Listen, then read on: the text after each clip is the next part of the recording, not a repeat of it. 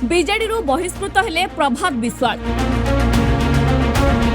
विशृंखला एवं दल विरोधी कार्य पर बीजेडी नेता तथा चौद्वार कटकर पूर्वतन विधायक प्रभात रंजन विश्वाल को दलरू बहिष्कृत करा जायछि। एने दल पक्षरु बीजेडी उपसभापति प्रताप जेना शनिवार सूचना दैछन्ति।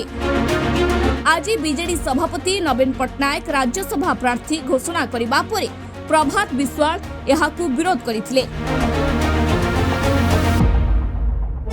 स्थिति जटिल हेबा परे गणमाध्यम रे मध्य प्रतिक्रिया रखी दलरू दूरे जीवी बोली कहिथिले। आउ एबे प्रभात को उपरे बीजेडी एक्शन नेछि। ब्यूरो रिपोर्ट धरित्री लाइव।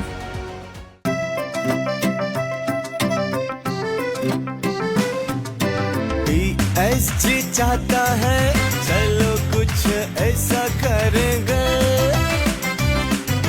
देश की शान है हम शानदार रहेंगे, शानदार रहेंगे। TSG गुरुकुल गोठपाटणा भुवनेश्वर।